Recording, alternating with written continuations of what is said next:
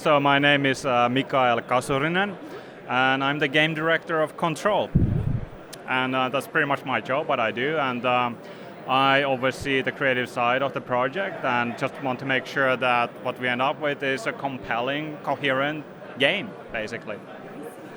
I see, thank you so much.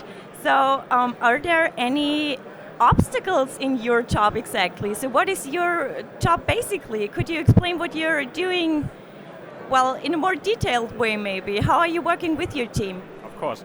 So I spend a lot of time talking with the producers and all the different game leads within the team.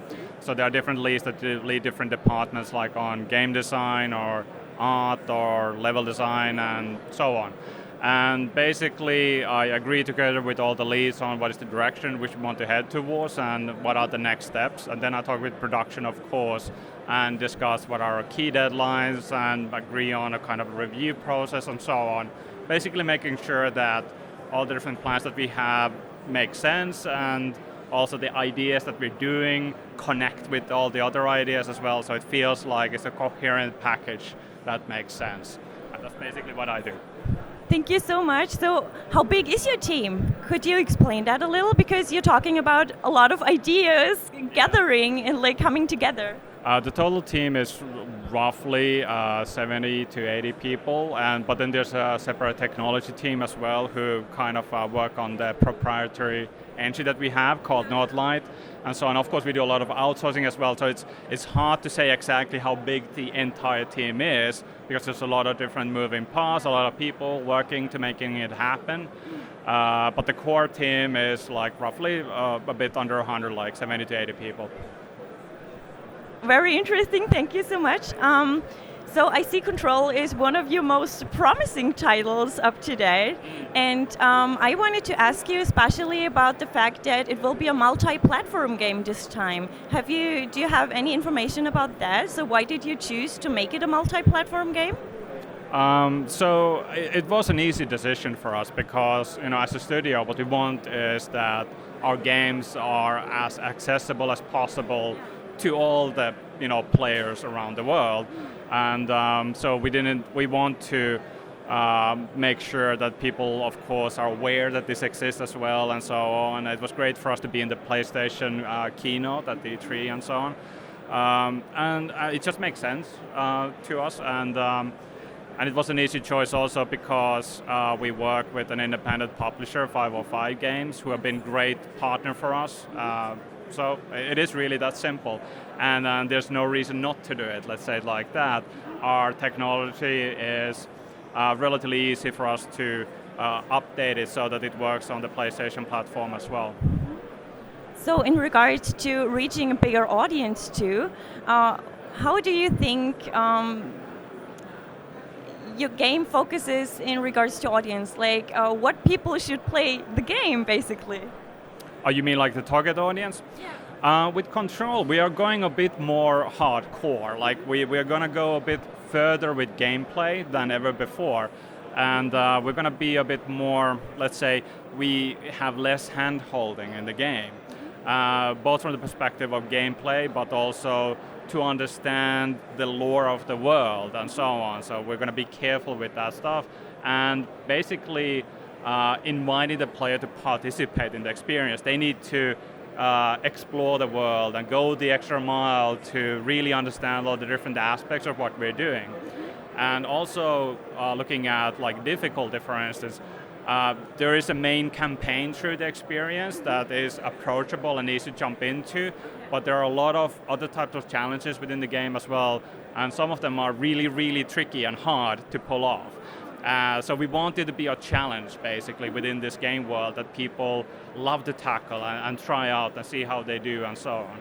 And also we built like an economy into the game world where we reward in very concrete ways the player if they pull off like certain kind of really hard side missions or other types of challenges. This is very interesting. I also read online that this was inspired, like the harder missions, by MMO playing, because a lot of you guys were interested in MMO games before. So. Yeah, I wouldn't say it exactly like that. I think we're more interested or more kind of inspired by, let's say, games where there are worlds that are interesting and built with strong background lore. Sure, MMO games do that, but here we have, I would say, a more carefully constructed world that has been built around real, clear rhetoric and narrative themes. So everything is very connected, and you have to look at the world to understand it. The world itself is the story. And sure, there are side missions, there's exploration, but it's handled with a way that there is strong immersion for you. Like when you look at MMOs, with a lot of players running about, there's less of a feeling like it's a real world, and it might sometimes feel like it's just a game. And to us, it's very important that it feels real. It feels like an actual place. Even though strange, weird things are happening, but you still immerse yourself into that world, and it feels like an actual place. And it's the single-player games should go strong in that, like creating a certain kind of an emotional connection to the world, and that's what we're doing. So if you look at the inspiration, I'd rather say like Dark Souls, for instance.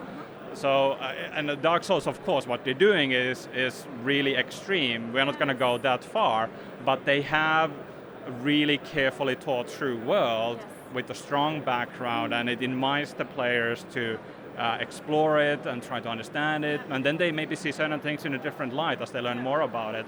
And I would say that's a kind of a more accurate connection.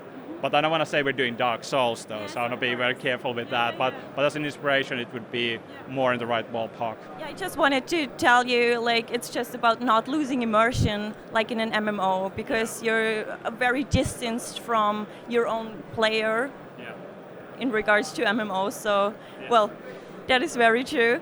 And well, are you thinking about placing a lot of hints in the game about like the narrative? Absolutely. That's kind of what we love to do, right? So the world in itself has a story to tell you, and you need to find it, basically.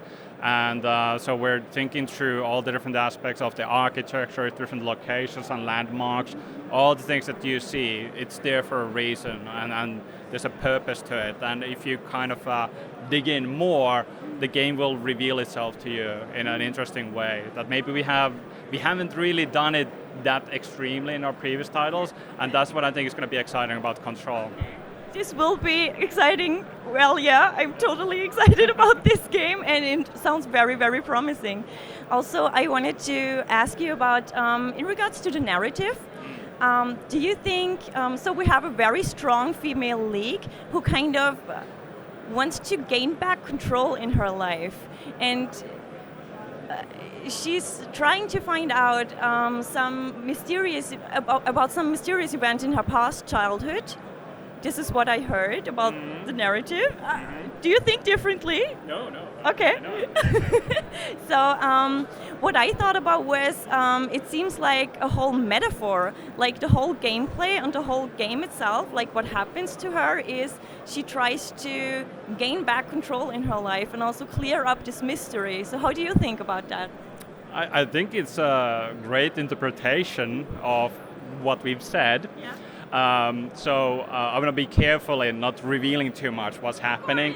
But of course, I mean, there are themes that we're dealing with, like, control is the kind of a key word through this entire experience. It's about losing control and trying to take control back. And then in a very kind of literal sense, you have telekinesis where you can physically control the environment, right?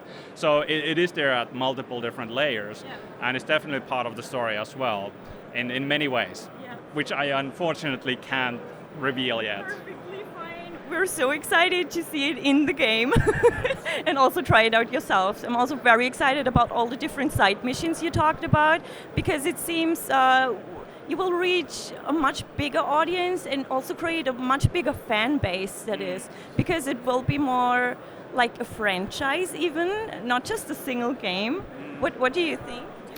I would like to think that all the games that we create are thought of as an entire universe of its own that can be expanded in any ways that we see fit, and even like in other medias. Like, I don't want to announce anything or say more about that, but that's how we like to think about every single game that we do, that is more than just a game.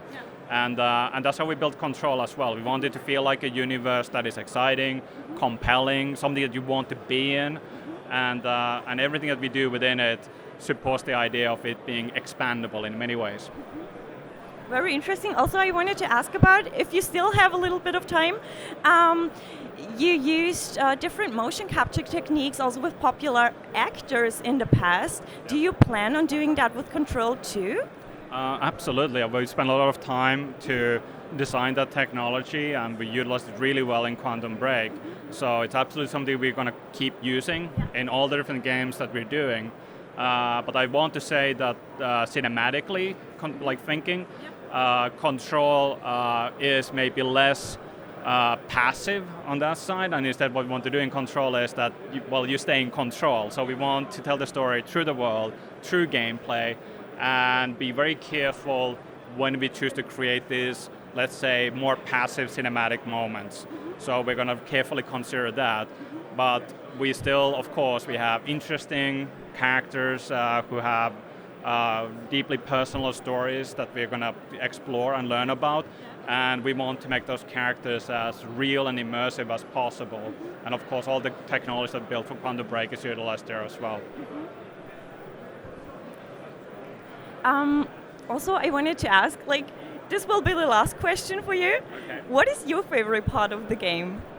Oh, of Control? Yes. There's so many. It's impossible. You gotta pick one. Oh, okay. I think it's honestly the world. I think we're creating a world that is more complex, richer, deeper than what we ever done before. And just walking around and exploring it and looking at the different aspects of it, all the secrets and so on, is the best part. And I think we've done something unique and interesting here. We took the idea of a Remedy game that people kind of see as a linear experience, but what we've done now is we open it up and created this world. You get to kind of walk in and so on. All that Remedy strange kind of secret sauces all over the place in many ways. And I think that's going to be the key thing that makes this game exceptional. Thank you so much for all your insights and very passionate explanations. And well, we're looking forward to playing the game. Thank you so much. Absolutely, thank you.